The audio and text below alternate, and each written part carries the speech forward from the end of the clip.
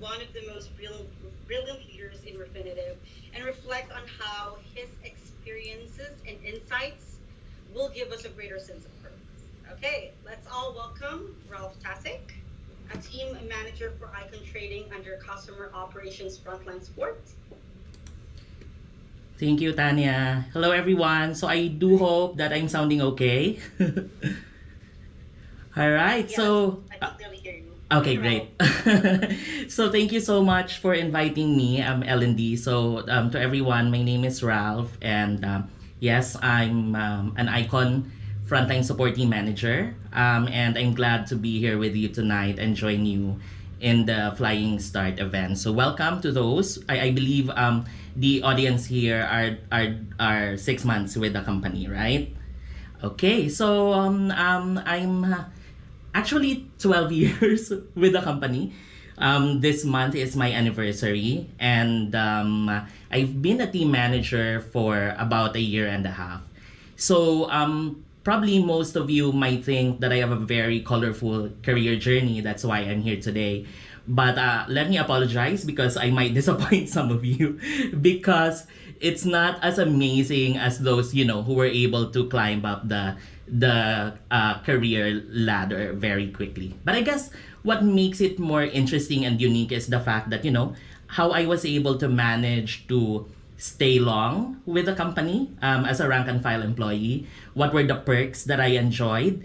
And what really made me decide to step up the game and own my career. So I do hope that this conversation with you will somehow inspire you, maybe learn from the mistakes that I made, and really own it in your hearts to own your careers, and as cliche as it may sound, grow old with Refinitiv or with LSEC now.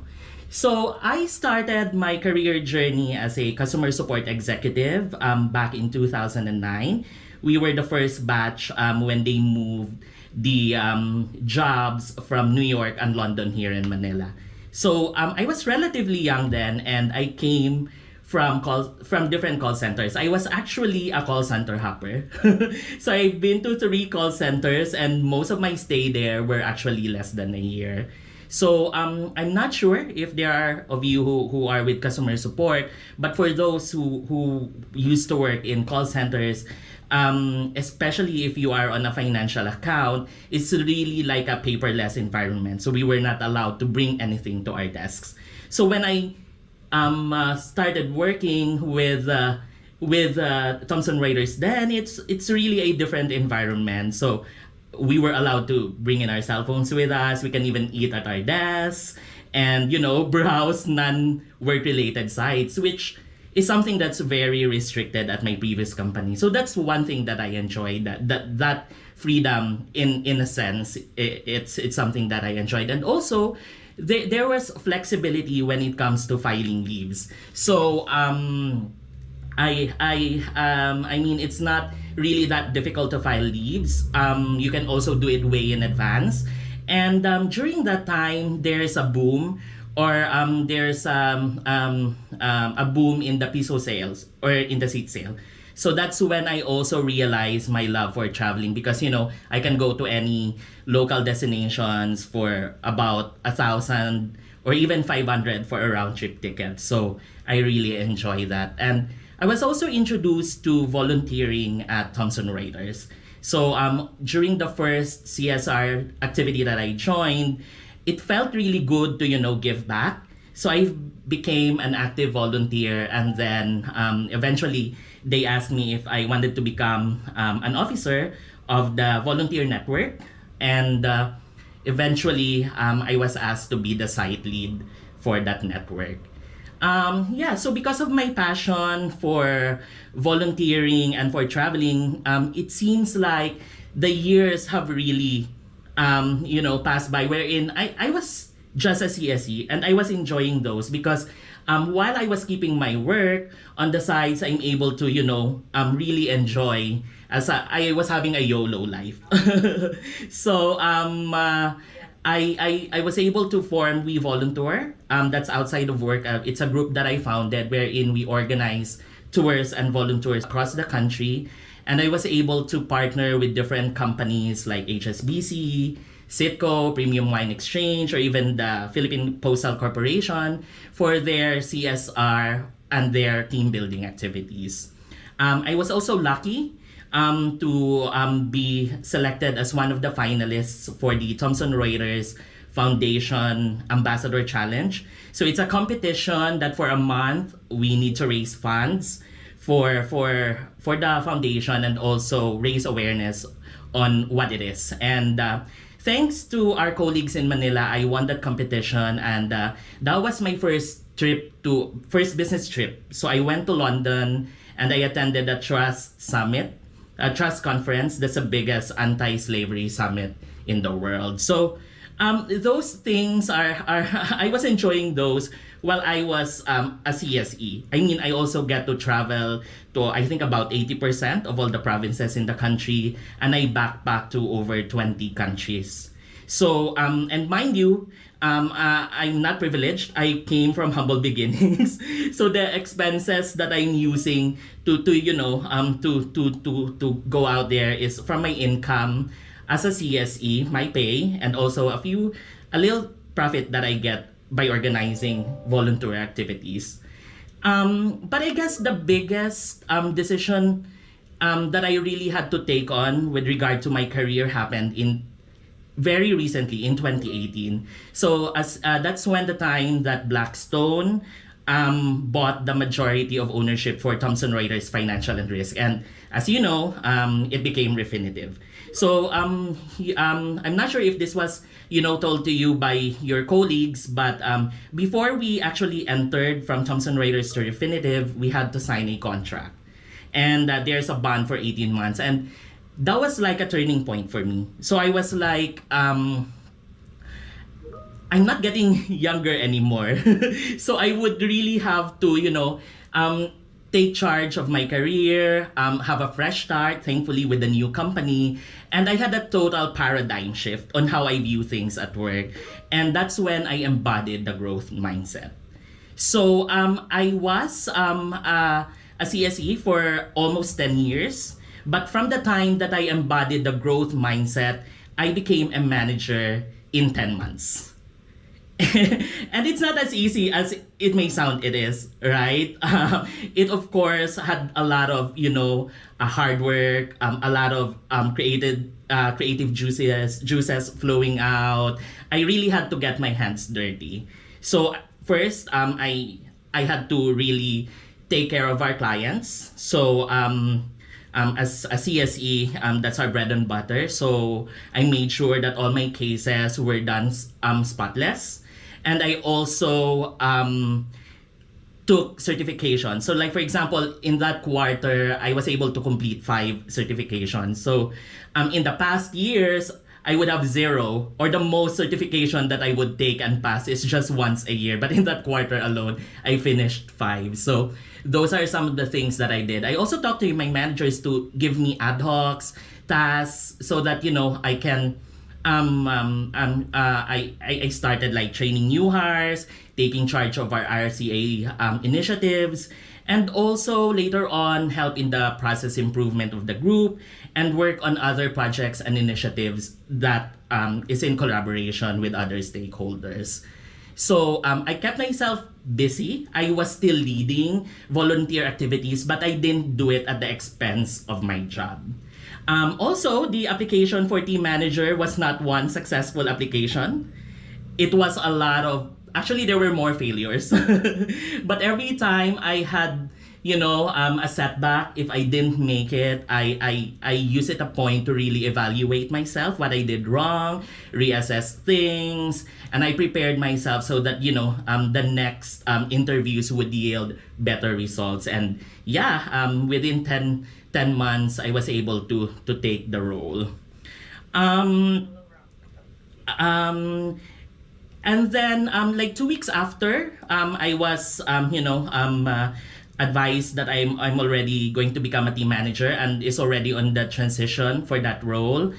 I found the news that out of over 260 applicants, I was selected as one of the company's representative, one of the 10 representatives to join the One Young World Summit. So I went back to London and join the summit. So this summit is the biggest summit of young leaders who are doing positive change for the world. And before that year ended, I celebrated my 10th year with the company. I was a service awardee, and I also was awarded the Ambassador Award during the Refinitiv Excellence Award, the highest award-giving body for the Manila site. So yeah, so that's how my career is. And if you can, ask me some tips on as a relatively young leader, what would be my tips to you guys who are just starting out with the company? So I have three for you. Number one would be to know your purpose and your passion. So you may have different reasons why you left your previous jobs, right? So it could be because you were overworked, or maybe you were not compensated well, or the environment is not conducive for growth. So you have different reasons, but you're here now. So what I wanted you to realize and to analyze is, what's the reason why you left the company and be here? And for you to understand, para kanino ka bumabangon? Kasi, right? So if you know the reason behind the big whys, you would really have to be determined and to focus on your job. I mean, it's really challenging these days. We are on a VOE setup. We don't always have the support of our managers. It's really challenging. We can, be overwhelmed with new learnings. There's a lot to take in. But if you know your why, then you have no choice but to wake up every morning and do your job. And yes, it can be toxic. And at the same time, you get burned out. That's why, aside from knowing your purpose, I also encourage you to know your passion, because that's where you release the stress. That's what refuels you. If you get tired, you can have an outlet. So, are you good with painting? You wanted to learn calligraphy, photography, anything that excites you. I want you to, try to reevaluate. Maybe cooking, right? So in my case, it's traveling and volunteering. And with the lockdown, I was not able to do all of those. But, we have to be creative. So what I did is I formed a group with my One Young World friends. We formed K Network, wherein we offered online classes for free via Facebook. So we did arts and craft, dance, music, even piano lessons for kids. So we did that from April up until October, when the classes resume for the kids. So find that purpose and passion, because that's what drives you and that's what fuels you. The second one would be to build connections. So I'm glad that Tanya said earlier that later on there will be employee networks who will tell you about it, because this is really one great thing for you to build connections, to join those networks. So there are a lot, and I'm telling you, you will be amazed by the different networks that we have here. And these networks are actually employee driven. So all the activities, the planning and such are being done by the employees themselves and not our leaders. So watch out for those later on, and I encourage you then. If you're a bit shy and overwhelmed and you don't know yet what network to join in, I would also encourage you to start with your teams. So talk to your manager, and offer the things that you're good at. Are you good with graphic design, poster making? We need those. We need talents such as those in our RNRs and such. If you are good with dancing, hosting, singing, let us know, because we have regular RNRs and we have year-end events. So that's one way actually to build connections. Reach out. So, on this virtual setup, reach out to your team members. Don't be intimidated, because that's how you start to build connections. You have to open up and start to connect with people. All right. Sorry, I've been talking too much, but the last one, and I've been saying this is what I embodied, the growth mindset. So what's a growth mindset? So in theory, it is the opposite of fixed mindset. So a fixed mindset is a premise that our character, intelligence, and ability are static, and that if we strive for success, we have to avoid failures because if we avoid failures, then we are intelligent and we are skilled. But the growth mindset, on the other hand, thrives on challenges and sees failure not as an evidence of being not smart, but it is a springboard for growth, and it stretches our abilities. So I want you to think of the ways when the time when you were learning to ride a bicycle or when you were trying to learn how to drive. So you didn't perfect it because you memorized all the theories, right? And you perfected the different signs, the traffic signs. So you didn't. The reason why you got good at it is because you did it by practice, right? And there were failures along the way. You had an accident, you failed, but that didn't stop you because you really wanted to learn. And then eventually you were good at it, you perfect it, and you didn't even have any pressures doing it because it's like second nature to you already. So that's how it is with how we apply growth mindset in our jobs, right? So if you have a fixed mindset, you will say, okay, so I'll just do my job and not explore because, I didn't come from a prestigious university or my other teammates are better than me, so I'll just do my job. That's what a fixed mindset is. The growth mindset would be, okay, it's going to be challenging, but I want, to get there. So I'll keep pushing myself. I know there will be failures, but I have my manager to support me. I should be able to learn from those failures and such. So, it's really pushing yourself and wanting to get there, using the failures to push you to get there. So that's what a growth mindset. And I believe L&D has an entire workshop intended for that. So if there is going to be an invite for that, watch out and enroll because really, really, it's a concept, but it's something that you would really apply. So to summarize everything, I have 3 tips for you, and this is how I'm ending it. So number 1 would be to know your passion and know your purpose and your passion. The second is to build connections. Third is really embody the growth mindset. And there's a 4th one. So if you don't have an insurance yet, I tell you, please get one. Talk to a financial advisor because you need it for security. Everybody, millennials and not so millennials, are getting an insurance now. It's a need, so you do it. So with that, thank you so much for your time. If you wanted to connect with me, send me an email, message me on Microsoft Teams, ralph.tasik@refinitiv.com, and I'll be glad to, somehow help you in any way that I can. And I'm looking forward to see you as you manage to navigate and grow with the company. Thank you guys and have a great evening. Thank you so much, Ralph.